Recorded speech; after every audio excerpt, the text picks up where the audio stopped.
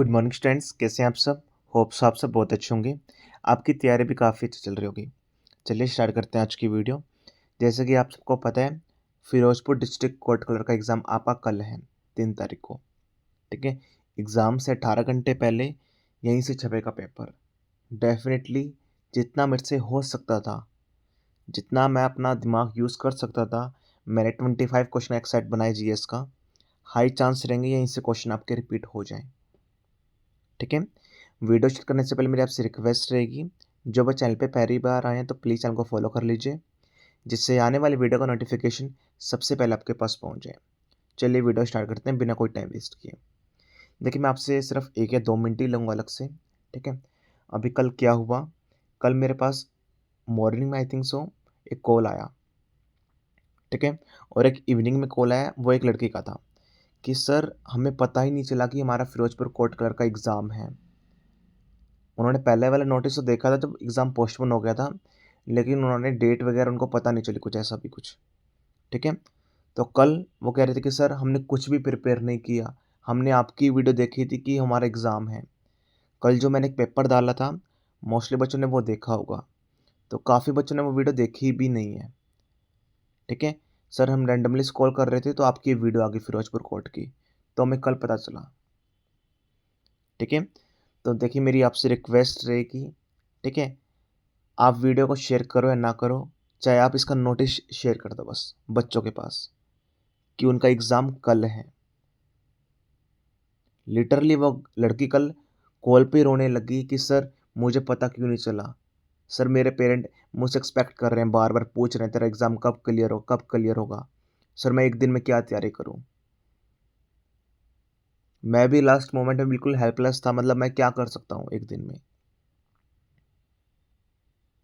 ठीक है? और वो कह रही कि सर मैं पढ़ने वाली लड़की हूँ, मैंने पहले से बहुत तैयारी कर रखी है, लेकिन बीच में स्टडी छोड़ दी थी और कोई मेरा एग्ज़ाम आ गया था, मैं उस चीज़ की तैयारी करने लग गई थी। ठीक है? तो वो कल कॉल पे ही रोने लगी, सर मैं क्या करूँ लास्ट टाइम पे? मेरे घर वाले मेरी शादी कर देंगे, बार-बार पूछ रहे हैं, "तो कितने एग्ज़ाम देगी? तेरा कब रिज़ल्ट आएगा? कब तू क्लियर करेगी?" ठीक है? अगर आपको ऐसा लगता है कि वीडियो शेयर करने से और कोई ज़्यादा पढ़ लेगा, देखिए पहली बात बिल्कुल भी सही बात नहीं है। अगर आपको चलो ऐसा लगता भी है, आपका माइंडसेट ऐसा है, तो मेरी आपसे रिक्वेस्ट रहेगी, मैंने इसमें नोटिस डाला हुआ है कि आपकी एग्ज़ाम डेट चेंज हो गई है, वो वाली शेयर कर दो, शॉर्ट्स शेयर कर दो, जिससे बच्चों को पता चल सके उनका एग्ज़ाम कल है। बहुत सारे बच्चे अभी तक ऐसे हैं, 2800 बच्चों के फॉर्म एक्सेप्ट हुए हैं। बहुत सारे बच्चे ऐसे हैं जिनको एग्ज़ैक्टली पता ही नहीं है उनका एग्ज़ाम कल है। एग्ज़ाम ख़त्म होने के बाद बच्चे मुझे कॉल करते हैं, "सर मुझे तो पता ही नहीं चला, सर हमारा एग्ज़ाम दोबारा हो सकता है?" ठीक है? देखिए मेरे हाथ में जितना है, मैं वीडियोज़ बना रहा हूँ, शॉर्ट्स बना रहा हूँ, लेकिन देखिए शेयर करने का आपका काम है। ठीक है? कंटेंट डिलीवर कर सकता है एक टीचर अच्छे से अच्छा, लेकिन हाँ सॉरी, जो कंटेंट है वो शेयर करना आपका काम है।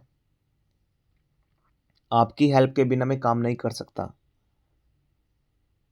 सच में मुझे कल जो कंडीशन देख के उस लड़की की, और सुबह भी मेरे पास एक कॉल आया था एक लड़के का, उसको भी पता नहीं था कुछ भी, उसको भी मैंने बताया, क्योंकि जो मेरी वीडियो थी वो कल अराउंड 2 3 अपलोड हुई थी वो वाली, जिसमें मैंने पेपर करवाया था। ठीक है? तो मेरी आपसे रिक्वेस्ट रहेगी, प्लीज़ वीडियो को शेयर करो आप, जिससे बच्चों को एटलीस्ट तैयारी हो या ना हो वो बात की बात है, एटलीस्ट ये तो पता चल सके कि उनका एग्ज़ाम कल है। सबसे बड़ा ड्रॉबैक सिर्फ इसका यही है कि ऑनलाइन नोटिफ़िकेशन नहीं आता, कोई मेल वगैरह नहीं आती, कोई फ़ोन वगैरह नहीं आता। ठीक है? तो मेरी आपसे रिक्वेस्ट रहेगी। चलिए स्टार्ट करते हैं। होप सो आप मेरी कंडीशन भी समझ रहे होंगे कि देखिए, जिस बच्चे ने मेहनत कर रखी है, जो बहुत ज़्यादा नीड है, अगर उसको पता ना चले उनका एग्ज़ाम कब है, वो देखिए डेफ़िनेटली मेंटली स्टेबल नहीं रहता उस चीज़ के लिए। ठीक है? चलिए स्टार्ट करते हैं आज की वीडियो। सॉरी, थोड़ा-सा गला खराब है। सेक्शन ए करेंगे सबसे पहले, जीएस क्वेश्चंस। ठीक है? फर्स्ट क्वेश्चन देखिए, हर एक क्वेश्चन के 4 ऑप्शन दिए गए हैं। ठीक है? मेरी आपसे रिक्वेस्ट रहेगी, देखिए 4 ऑप्शन दिए गए हैं, मैंने आज कोई भी आंसर नहीं लिखे हैं। एग्ज़ाम से पहले ये पेपर करवा रहा हूँ मैं आपको, ठीक है। क्वेश्चन बोलूँगा, 4 ऑप्शन आपके सामने रखूँगा, ठीक है। आंसर आपको 3 से 4 सेकंड बाद बताऊँगा, उससे पहले आप खुद एनालाइज़ कर लेना या फिर आप वीडियो को पॉज़ करके अभी कॉपी पेन लेके बैठो, ठीक है। जैसे कि फर्स्ट क्वेश्चन आता है, मैंने कुछ भी बोल दिया कि इसमें कॉन्स्टिट्यूशन कौन सा लगेगा, ठीक है, कौन सा आर्टिकल है, अपनी कॉपी में नोट डाउन कर लो। 5 से 6 सेकंड बाद उसका आंसर मैं बताऊँगा, अगर ठीक है लगे तो टिक टिक कर देना, अगर क्रॉस लगे तो क्रॉस कर देना, ठीक है। एग्ज़ाम से पहले आखिरी वीडियो बना रहा हूँ, तो प्लीज़ जैसे मैं बोल रहा हूँ उसे फॉलो कर लो, आपके लिए बेनिफिशियल के लिए बोल रहा हूँ, ठीक है। इस बार मैंने कोई आंसर इंक्लूड नहीं किया है इसके अंदर, ठीक है। चलिए स्टार्ट करते हैं आज की वीडियो। फर्स्ट क्वेश्चन देखिए, which article of Indian constitution guarantee equality before law? कौन से आर्टिकल के तहत हमारे संविधान के अंदर गारंटी करता बताता है इक्वालिटी बिफोर लॉ? कौन से आर्टिकल के तहत इसके बारे में बताया गया है? Article number 12, 14, 19, 21। होप सो आपने काफ़ी बच्चों ने कॉपी पेन लेके बैठे होंगे, अपना आंसर लिखो आप। 3 से 4 सेकंड बाद मैं इसका आंसर बताऊंगा आपको, ठीक है। देखिए जो आपका ये रहेगा इक्वालिटी बिफोर लॉ किसके अंदर आता है? Equality before law article number 14 के अंदर आता है। काफ़ी इंपॉर्टेंट एग्जाम में पहले आया हुआ है, ठीक है। आर्टिकल नंबर 14 हमें बताता है कॉन्स्टिट्यूशन में कि वो इक्वालिटी बिफोर लॉ इसके बारे में दर्शाता है, ठीक है।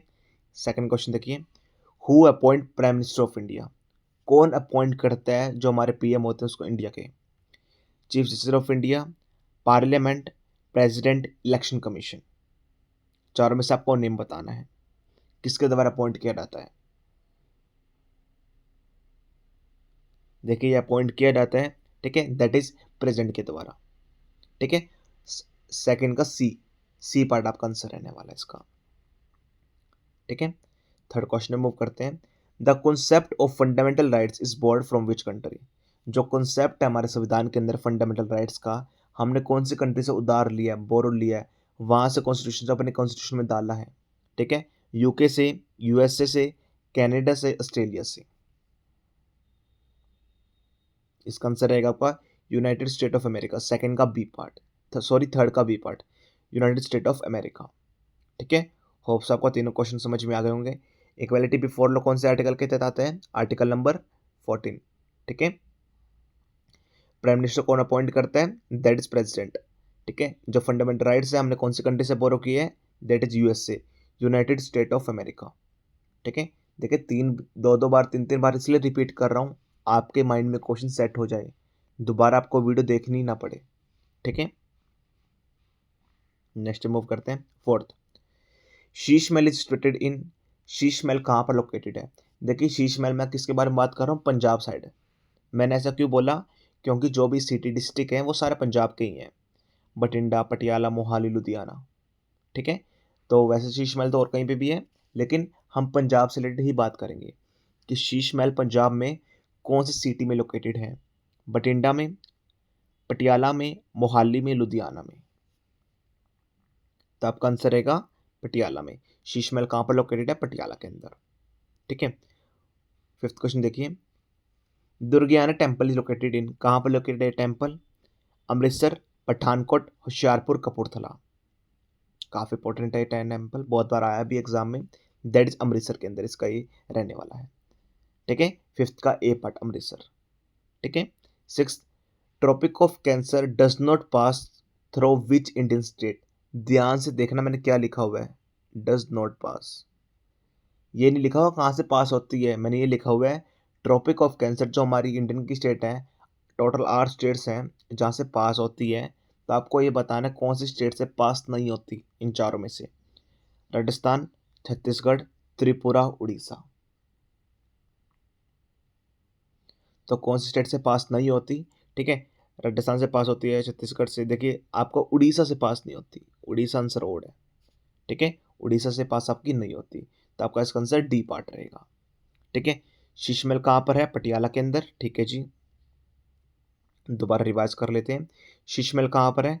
आपका पटियाला के अंदर, ठीक है जी। दुर्गियाना टेम्पल कहाँ पर लोकेटेड है? अमृतसर में, ठीक है जी।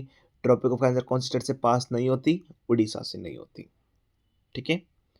नेक्स्ट मूव करते हैं सेवन, ये काफ़ी इंपॉर्टेंट क्वेश्चन है, फर्स्ट एंग्लो सिख वॉर का मतलब कब फोर्ट हुआ था, कब हुआ था, आपको ईयर बताना है। ठीक है, दैट इज 1845 1846। काफ़ी इंपॉर्टेंट है, एग्जाम में बहुत बार रिपीट हुआ है। ठीक है, डायरेक्टली 1845 1846। ठीक है, सेकेंड एंग्लो सिख वॉर कब हुआ था आपको बताना है। ठीक है, बताइए आप मुझे, कमेंट सेक्शन में भी आप आंसर कर सकते हैं। ठीक है, जितने मैं आपको आंसर बताता हूँ आप कमेंट सेक्शन में भी आंसर लिख सकते हैं। ठीक है, एंग्लो सिख वॉर कब हुआ था, दैट इज 1848 1849, एट्थ का ए पार्ट। ठीक है, यह वो का हुआ था। 9th क्वेश्चन मूव करते हैं। Tian festival is mainly celebrated by, Tian जो फेस्टिवल होता है इसको कौन लोग सेलिब्रेट करते हैं, फार्मर्स, वुमेन, सोल्जर्स, ट्रेडर्स। काफ़ी इंपॉर्टेंट क्वेश्चन आया है पहले। देखिए मोस्टली अगर किसी बच्चे को क्वेश्चन नहीं आता, अगर वो अपना सिक्स सेंस यूज़ करता है तो मोस्टली किस पे टिक करेगा वो, चाहे तो आपका करेगा फार्मर्स पे, चाहे वो शोल्डर्स पे। ठीक है, 50% जो रहेंगे फार्मर्स करेंगे और 50% शोल्डर करेंगे। तो इसका आंसर रहने वाला है तियान फेस्टिवल कौन सेलिब्रेट करते हैं, दैट इज वुमेन। ठीक है, 9th का बी पार्ट वुमेन, WOMEN। तियान फेस्टिवल किसके द्वारा सेलिब्रेट किया जाता है, स्पेसिफिक वुमेन्स के द्वारा। ठीक है, पहला एंग्लो सिख दोबारा कर लेते हैं सारे रिवीजन। ठीक है, पहला एंग्लो सिख वॉर कब हुआ, 1845 1846 के अंदर। सेकंड एंग्लो सिख वॉर कब हुआ, 1848 1849 में हुआ। तियान फेस्टिवल कौन सेलिब्रेट करते हैं, दैट इज वुमेन। ठीक है, होप्स आपको सारे क्वेश्चन समझ में आ रहे होंगे। इतने डिसेंट तरीके से, अच्छे तरीके से कोई नहीं आपको समझा सकता। 10th क्वेश्चन देखिए आप, Guru Granth Sahib was compiled bye, आपको बताना है जो गुरु ग्रंथ साहिब है उसको किसके द्वारा कंपाइल किया गया था। ठीक है, आप सभी को पता ही होगा, था मोस्ट कॉमन क्वेश्चन है। गुरु गोबिंद सिंह जी के द्वारा, गुरु नानक देव जी के द्वारा, गुरु अर्जन देव जी के द्वारा, गुरु हरगोबिंद सिंह जी के द्वारा। इसका आपका आंसर रहेगा 10th का सी पार्ट, गुरु अर्जन देव जी के द्वारा ये कंपाइल्ड किया गया था। ठीक है, 11th क्वेश्चन देखिए, द बुक आदि ग्रंथ वाज इज रिलेटेड टू, जो बुक आदि ग्रंथ है वो किस चीज से रिलेटेड है। ठीक है, कौन से समुदाय से रिलेटेड है, that is Hinduism, Sikhism, Buddhism, Jainism. आपको बताना है। ठीक है, आपको बताना है, काफी इंपॉर्टेंट क्वेश्चन एग्जाम में पहले आया हुआ है। ठीक है, हिंदुइज्म से तो नहीं हो सकती, बुद्धिज्म से भी नहीं हो सकती, जैनिज्म से भी नहीं, आपका आंसर रहेगा सिखिज्म। ठीक है, 11th का बी पार्ट। ठीक है, 12th देखिए, हु रोड जफरनामा, किसके द्वारा जफरनामा लिखा गया था। स्टार मार्क कर लो, एग्जाम में आने के चांसेस रहेंगे। ठीक है, दैट इज, आपको बताना पहले आंसर, इसका आंसर आपका रहेगा गुरु गोबिंद सिंह जी के द्वारा लिखा गया था। ठीक है, दोबारा एक बार पूरा रिवाइज कर लेते हैं। गुरु ग्रंथ साहब किसके द्वारा कंपाइल की गई थी, गुरु अर्जन देव जी के द्वारा की गई थी। आदि ग्रंथ किससे रिलेटेड है, सिखिज्म के द्वारा। ठीक है, से रिलेटेड है। हु रोड जफरनामा, जफरनामा किसके द्वारा लिखा गया था, दैट इज गुरु गोबिंद सिंह जी के द्वारा। ठीक है, 13 क्वेश्चन मूव करते हैं। The headquarter of international court of justice कहाँ पर लोकेटेड है, आपको बताना है हेडक्वार्टर कहाँ पर लोकेटेड है ICJ का, इंटरनेशनल कोर्ट ऑफ जस्टिस का, दैट इज द हैग्यू, नेदरलैंड के अंदर। ठीक है, 13 का सी पार्ट काफी इंपॉर्टेंट है, एग्जाम में हर बार रिपीट होता है ये। ठीक है, 14 क्वेश्चन देखिए, who was the first woman to win Nobel prize, आपको पहली महिला का नेम बताना है जिन्होंने जीता है नोबेल प्राइज। ठीक है, that is Jane Addams, Mother Teresa, Marie Curie, Rosalind Franklin. आपको बताना इन चारों में से किसने पहली वुमेन है जिन्होंने नोबेल प्राइज जीता है। तो आपका आंसर रहेगा मैरी कुरी। 14 का बी पार्ट, स्टार मार्क कर लो सभी क्वेश्चंस, काफ़ी इंपॉर्टेंट है एग्जाम में। 13 14 15 में से कोई ना कोई क्वेश्चंस आएंगे जरूर। ठीक है, मेरी सिक्स सेंस बोल रही है चीजें। नेक्स्ट क्वेश्चन, 15 क्वेश्चन देखिए, which phenomena explain the blue colour of sky, कौन सा फिनोमिना एक्सप्लेन करता है कि जिससे जो स्काई कलर है ब्लू है, जो हमारी नेक्ट आई होती है हमें ब्लू कलर शो होता है। द रीजन बिहाइंड क्या होता है, रिफ्लेक्शन, रिफ्रैक्शन, स्कैटरिंग, डिस्ट्रैक्शन। ठीक है, इसमें सिंपल ये बताया गया कि जो हमारी नेकेड आई से हम देखते हैं स्काई को, तो ब्लू कलर क्यों शो होता है। इसके पीछे साइंस क्या है। स्कैटरिंग होती है, ठीक है, रिफ्लेक्शन होता है, रिफ्रैक्शन होता है या डिस्ट्रक्शन होता है, आपको बताना है। देखिए डी तो ऑप्शन हो ही नहीं सकता। 15 का ABC में से आप बताइए मुझे। फिनोमिना कौन सा यूज होता है यहाँ पर, ठीक है, that is scattering. Scattering of light की वजह से, होने की वजह से हमें जो भी स्काई का कलर है वो ब्लू शो होता है, due to scattering of light. Exam में आने के चांसेस रहेंगे, दोबारा बोल रहा हूँ, रट लेना। दोबारा कर लेते हैं सभी क्वेश्चन। हेडक्वार्टर कहाँ पर है, द हेग नेदरलैंड के अंदर। पहली महिला कौन है जिन्होंने नोबेल प्राइज जीता है, मैरी क्यूरी ने, ठीक है। कौन से फिनोमिना की वजह से जो हमारे ब्लू कलर शो होता है स्काई का, that is scattering of light, ठीक है, सी पार्ट।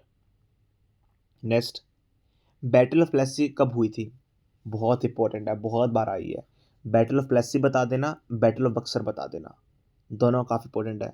वो 1764 में की गई थी, बैटल ऑफ प्लेसी 1757 में। 1764 में battle of Buxar, battle of Plassey 1757 में। 16 का ए पार्ट, ठीक है, 1757। 17 देखिए, who among the following translated Bhagavad Gita into English first, ठीक है। मैंने देखिए दो अभी क्वेश्चन काफ़ी इंपॉर्टेंट है वाला क्वेश्चन, ध्यान से समझिएगा। मैंने क्या लिखा हुआ है, किसके द्वारा ट्रांसलेट की गई थी, ठीक है, भगवत गीता को इंग्लिश के अंदर पहली बार, फर्स्ट लिखा हुआ है, फर्स्ट यहाँ पर ध्यान रखना।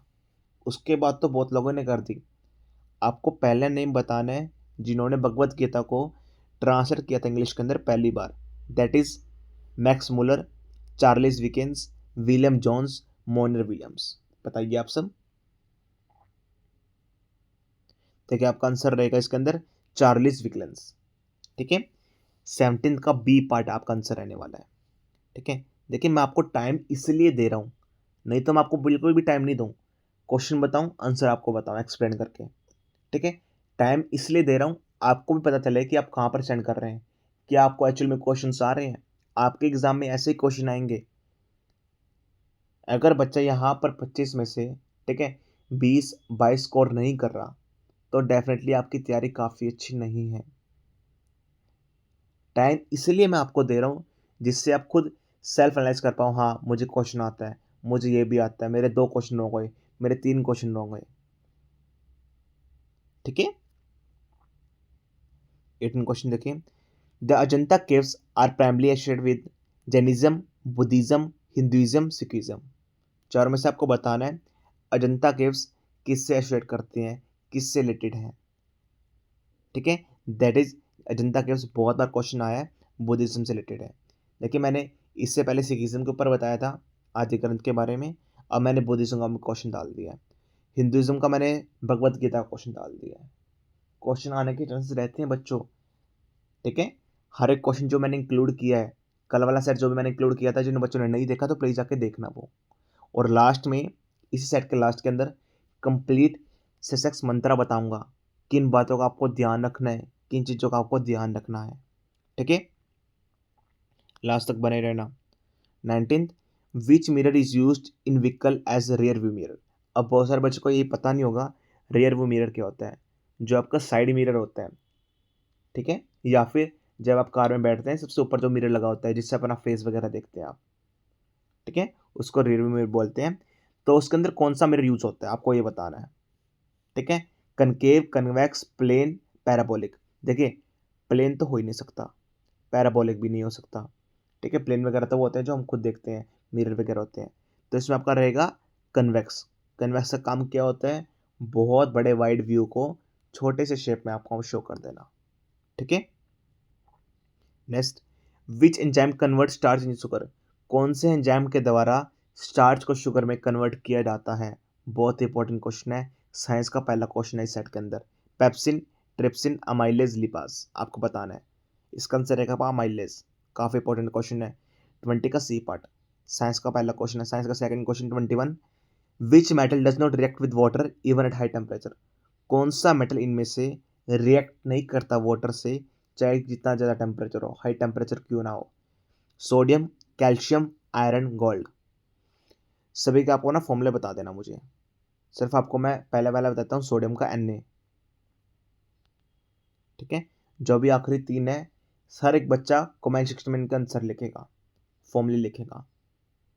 ठीक है, 25 क्वेश्चन लेके आया हूँ, 30 के आसपास तो क्वेश्चन मैं वैसे ही करवा देता हूँ आपको अलग से, ओरली 5 से 6 क्वेश्चन आपको अलग से बता देता हूँ मैं। ठीक है, कैल्शियम आयरन गोल्ड का आप सभी फॉर्मूला लिखेंगे। ठीक है, और इसका आंसर रहेगा कौन सा मेटल रिएक्ट नहीं करता, दैट इज गोल्ड। ठीक है, 21 का डी पार्ट गोल्ड। ठीक है, नेक्स्ट स्लाइड में मूव करते हैं। विच वेदा इज द ओल्डेस्ट, कौन सा वेदा सबसे ओल्डेस्ट है, ऋग्वेद, सामवेद, यजुर्वेद, अर्थवेद, आपको बताना है। ठीक है, पहले सबसे पहले इसका आंसर दीजिए, इसके बाद 2-3 क्वेश्चन और पूछ लेता हूँ इसमें से आपको। ठीक है, 22 का आंसर रहेगा, देखिए सबसे ओल्डेस्ट जिसमें सबसे ज़्यादा हाइमन्स हैं, दैट इज ऋग्वेदा। ठीक है, हाइमन्स कितने हैं, 1024। ठीक है, क्वेश्चन कहाँ से पूछता है, आपको उसका आंसर बता देता हूँ। ठीक है, 2-3 क्वेश्चन और पूछ लेता हूँ इस टॉपिक से। एक तो आपसे पूछ लेगा गायत्री मंत्र कौन से वेद के अंदर इंक्लूडेड है। ठीक है, देखिए इसका तो आंसर आपका ऋग्वेद रहेगा। ठीक है, सबसे पहला क्वेश्चन, गायत्री मंत्र है जो कौन से वेद में इंक्लूडेड है। सेकंड क्वेश्चन, मुंडिका उपनिषद है, ठीक है, कौन से वेद के अंदर इंक्लूडेड है। थर्ड क्वेश्चन, मैजिकल स्पेल्स या चार्म्स कौन से वेद के अंदर आता है। 3 क्वेश्चन मैंने आपसे पूछे हैं, एक तो गायत्री मंत्र कौन से वेद के अंदर इंक्लूडेड है, सेकंड मुंडिका उपनिषद कौन से वेद में इंक्लूडेड है, and third question is magical spells and charms कौन से वेद से रिलेटेड है। तीनों क्वेश्चन के आंसर आप सभी कमेंट सेक्शन में बताने हैं। काफ़ी इंपॉर्टेंट है, अपनी तरफ से नहीं बना रहा हूँ, एग्जाम में पहले पूछे गए हैं। ठीक है, 23rd question, who establish Asiatic society of Bengal, किसके द्वारा एस्टेब्लिश किया गया था Asiatic society of Bengal, that is Lord Curzon, William Jones, Warren Hastings, Robert Clive. आपको आंसर बताना है। आपका आंसर रहेगा, देखिए लॉर्ड कुर्जन नहीं आ सकता, हेस्लिंग भी नहीं आ सकता, रॉबर्ट क्लीव भी नहीं आ सकता, आपका आंसर रहेगा विलियम जोन्स, बी पार्ट। ठीक है, 24 क्वेश्चन देखिए, थर्ड क्वेश्चन साइंस का, which organ in the human body produce insulin, कौन सा ऑर्गन हमारी बॉडी में प्रोड्यूस करता है इंसुलिन, लीवर, किडनी, पैनक्रियास, लिपिन, दैट इज इसका आंसर रहेगा आपका पैनक्रियास। कौन सा ऑर्गन प्रोड्यूस करता है, पैनक्रियास। दोबारा कर लेते हैं सभी क्वेश्चंस। सबसे ओल्डेस्ट वेदा कौन सा है, ऋग्वेदा।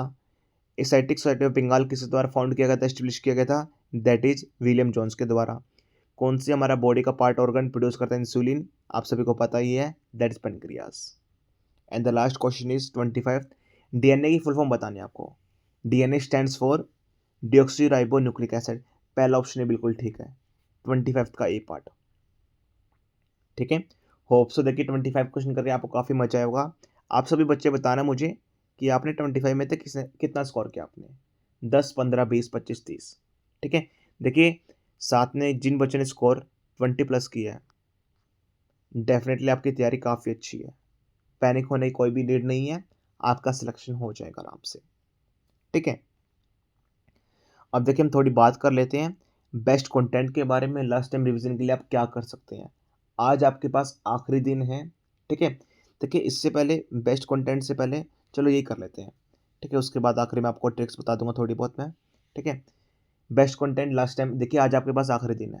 पहली बात, आज बिल्कुल भी सोना नहीं है आपको, कोई भी टाइम वेस्ट नहीं करना है, कोई रील्स वगैरह नहीं देखनी, कुछ भी नहीं करना। पेड कंटेंट भी लेके आया हूँ, फ्री कंटेंट भी लेके आया हूँ। पेड कंटेंट कैसे कर सकते हैं, फ्री कंटेंट कैसे कर सकते हैं, देखिए अगर आपकी तैयारी अच्छी है, ठीक है, आप पहले से कहीं से पढ़े हुए हो, आपने पहले से लाइक दैट की कोई एग्ज़ाम की तैयारी कर रहे हो, PWSB एक्साइज इंस्पेक्टर कर रहे हैं, पटवारी क्लर्क किसी चीज़ की तैयारी कर रहे हैं, SSC बैंकिंग रेलवे की तैयारी कर रहे हैं, ठीक है, या और किसी चीज़ की तैयारी कर रहे हैं, आपको ऐसे चाहिए कि लास्ट टाइम पे यार कि मुझे ना रिवीजन हो जाए मेरी, ठीक है, तो आप मॉक टेस्ट सीरीज कर सकते हैं। ठीक है, बिल्कुल एग्जाम वाला पैटर्न है, 120% एक्सपेक्टेड क्वेश्चंस रहेंगे, डायरेक्टली आपको एग्जाम में यहीं से दिखेंगे। प्रॉपर ऐप रहेगी, प्रॉपर सॉफ्टवेयर रहेगा टाइमर के साथ। ठीक है, आप खुद एनालाइज कर पाओगे 50 में से आपके 30 आ रहे हैं, 35 आ रहे हैं, कितने आ रहे हैं। हर एक क्वेश्चन आपको एक्सप्लेन किया जाएगा, हर एक पेपर के बाद एक ग्राफ बनकर आएगा जो आपको एनालाइज करके बताएगा कौन सेक्शन आपका वीक है, जीएस वीक है, ठीक है, आपका हिस्ट्री वीक है, आपका पॉलिटी वीक है, उस पर काम करना। सेकंड थिंग, जीए बूस्टर बुक। अगर आपको ऐसा लग रहा है कि सर मेरी थोड़ी सी जीएस वीक है, अगर मुझे सारे पीवाईक्यूज मिल जाते हैं तो डेफिनेटली मेरा एग्ज़ाम क्लियर हो जाएगा, तो आप जीए बूस्टर बुक कर सकते हो। इसमें सभी कोर्ट के पीवाईक्यूज हैं बच्चों, इसमें आपके 600 प्लस क्वेश्चंस हैं। अगर आप इसे कर लेते हैं, जीएस में इससे बाहर कुछ भी नहीं आ सकता। रामबान इलाज है, रामबान। ये होता है कि नहीं, लास्ट टाइम पे आपको संजीवनी मिल गई, वो ये हो जाएगा आपके लिए। देखिए, मुझे नहीं पता आप कहाँ से पढ़ रहे हैं, कौन सी बुक से पढ़ रहे हैं, मुझे अपने कंटेंट पे भरोसा है पूरा 120%। हज़ारों बच्चों का सिलेक्शन हुआ है, यहीं से हुआ है। ठीक है। Next, English descriptive.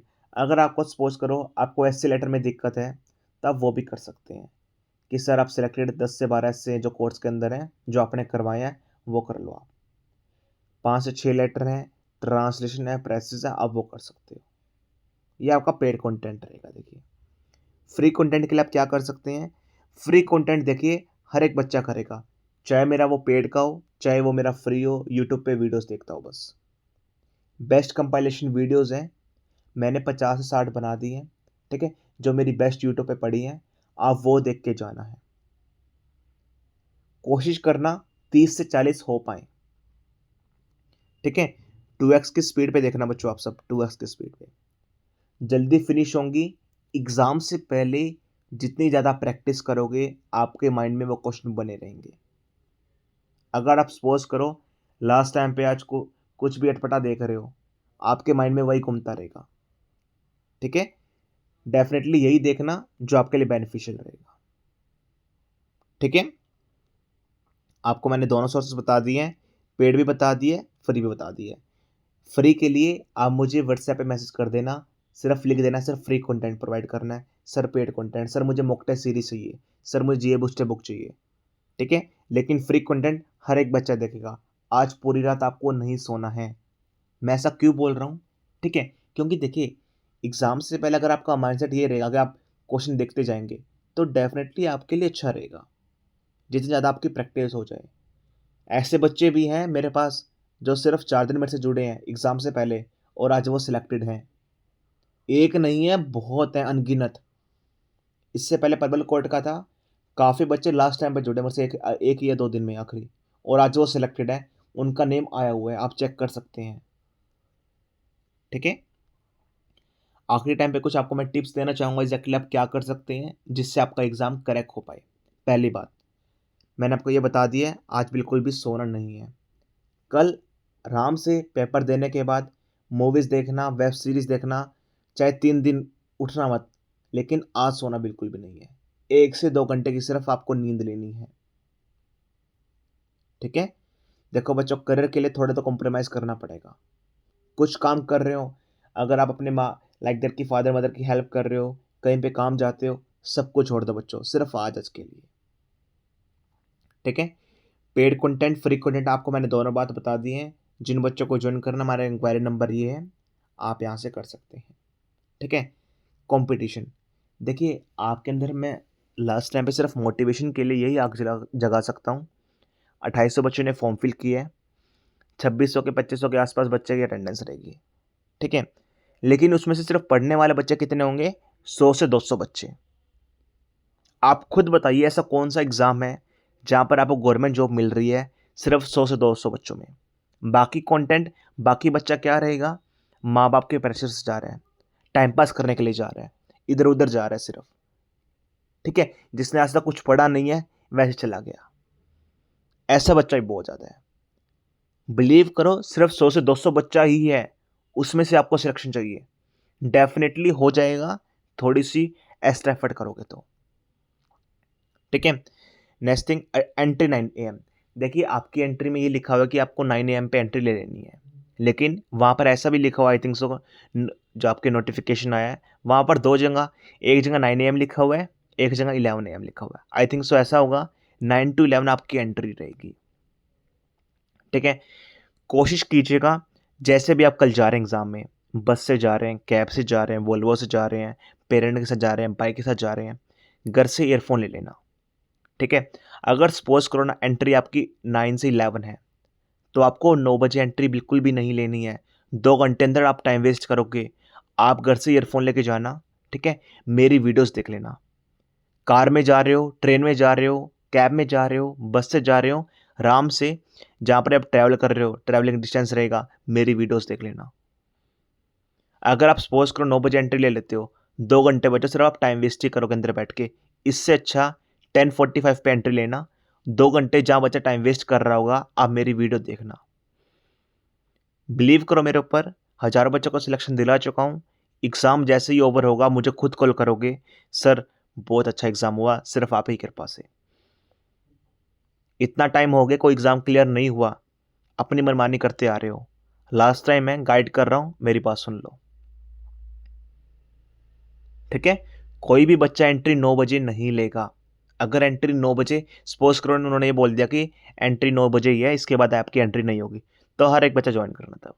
ठीक है? अगर आपको ये वहाँ पर पूछ लेना कि एंट्री क्या सर 9 टू 11 है, ठीक है? अगर वो ये बोलते हैं कि हाँ 11 तक बजे तक आप एंट्री ले सकते हो, हर एक बच्चा 10:45 पे करेगा। आराम से एग्ज़ाम सेंटर के बाहर बैठ के ईयरफ़ोन लेके वीडियोज़ देख लेना फ्री कंपाइलेशन की। ठीक है? Next attempt GS. आपको जीएस पहले 7 से 8 मिनट में फिनिश कर देनी है। काफ़ी बच्चे ऐसे होते हैं बाद में पेपर अटेम्प्ट नहीं होता आपका, पूरा ही नहीं होता। बच्चों इंग्लिश बहुत बड़ी है, एस्से, लेटर, ट्रांसलेशन, प्रेसेस कुछ भी आ सकता है। उस चीज़ का आप ध्यान रखना। पहले 7 से 8 मिनट में जीएस आपको फिनिश करनी है। कोई क्वेश्चन आता हो ना आता हो, सपोज़ करो 25 क्वेश्चन आ गए, 50 क्वेश्चन आ गए, 50 में से आपको 40 आते हैं, 10 नहीं आते, डाउट है आपको। 10 क्वेश्चन बाद में कर लेना सबसे लास्ट में। ठीक है? मैंने तो अपने टाइम पे सिर्फ 1 या 2 मिनट में ही पूरी जीएस खत्म कर दी थी। क्योंकि मुझे पूरा फोकस जीएस इंग्लिश पे करना था। आपको भी बच्चों ऐसा ही करना है। अगर आप ऐसा सोच रहे हो 30 से 40 मिनट मैं जीएस पे फिनिश करूँगा, उसके बाद इंग्लिश पे जाऊँगा। बच्चों बहुत बड़ी मार खा जाओगे आप, पेपर पूरा नहीं होगा। अगर आपको आता हो, ना आता हो, 5 से 6 मिनट मैक्सिमम 7 मिनट, इससे ज़्यादा कोई बच्चा जीएस पे स्पेंड नहीं करेगा। Next, don't over attempt. Over attempt का मतलब क्या है मैं आपको एक्सप्लेन कर देता हूँ इसमें। ओवर अटेम्प्ट का मतलब ये है, सपोज़ करो 4 ऑप्शन है ये वाले, ठीक है? ये क्वेश्चन नंबर 5th है, ठीक है? आपने ए पे टिक कर दिया। थोड़े टाइम बाद आपको लगा यार ए आंसर नहीं है, इसका आंसर ना सी है। आपने क्या करा, ए पे क्रॉस कर दिया और सी पे टिक कर दिया। और इसमें एक्चुअल आंसर सी ही है। आपको चाहे अब आपका आंसर ठीक है सी, आपको इसके मार्क्स नहीं दिए जाएंगे, बिल्कुल क्रॉस कर दिया जाएगा। द रीज़न बिहाइंड आपने ओवर अटेम्प्ट किया है। अगर आपका एमसीक्यू बेस्ड पेपर आता है तो ध्यान रखना ओवर अटेम्प्ट बिल्कुल भी नहीं करना।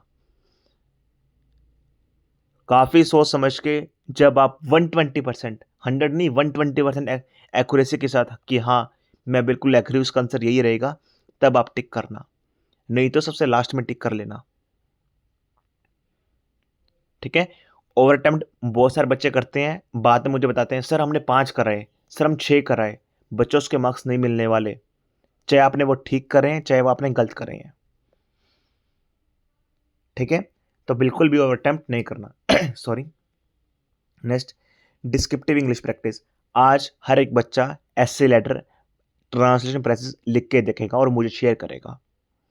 जो भी गलतियां हैं मैं बताऊंगा बच्चों, सिर्फ आप प्रैक्टिस तो करके देखो एक बार। कुछ भी लिख लो, किसी भी टॉपिक पे लिख लो। हर एक बच्चा ग्लोबल वार्मिंग पे लिख ले, पोल्यूशन पे लिख ले, वुमेन एम्पावरमेंट पे लिख ले।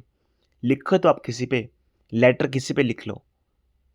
डिस्क्रिप्टिव लिख के मुझे शेयर करो, ये इंक्वायरी नंबर क्यों दिया हुआ है, आप सबके लिए हेल्प के लिए दिया हुआ है। मैं अपना अगर 120% 150% आप सबके लिए खड़ा हूँ, ठीक है? ये देखिए इसमें कोई चार्जेस वगैरह तो नहीं लग रहे आपके बेनिफिशियल के लिए कि हाँ बच्चों का सिलेक्शन हो जाए। जो गलती बच्चा वहाँ करके आएगा, ठीक है? उससे पहले मैं उसको बता दूँ कि ये गलती आपको नहीं करनी है। ठीक है? साथ में मेरी आपसे रिक्वेस्ट रहेगी, कंटेंट अच्छा लग रहा हो, मेरी मेहनत सच्ची लग रही हो तो वीडियो को शेयर करो। मैं वो कल वाला सीन दोबारा नहीं देखना चाहता। सुबह या लड़के का कॉल आ रहा है, ठीक है? रात को बहुत सारे गर्ल्स का फ़ोन आ रहा है कि सर हमें पता ही नहीं चला एग्ज़ाम की डेट। तो मेरी आपसे रिक्वेस्ट रहेगी प्लीज़। मैंने स्पेसिफिक पॉइंट इसलिए यहाँ पर ऐड किया कि शेयर का, क्योंकि कल मैं खुद हेल्पलेस हो गया, वो बोला कि सर मैं क्या करूँ लास्ट टाइम पे, आप मुझे खुद बताओ। ठीक है, तो मेरी आपसे रिक्वेस्ट रहेगी, साथ में जो क्वेश्चंस की है अगर आपको पीडीएफ वगैरह चाहिए, ठीक है, इस जो अभी मैंने पेपर करवाया है, हमारा Telegram channel WhatsApp channel join कर लेना, डिस्क्रिप्शन में आपको लिंक मिल जाएगा। ठीक है, या फिर और कोई भी क्वेरीज है एग्जाम के रिगार्डिंग तो प्लीज़ इंक्वायरी नंबर ये रहेगा आपका। That's all from my side, thank you.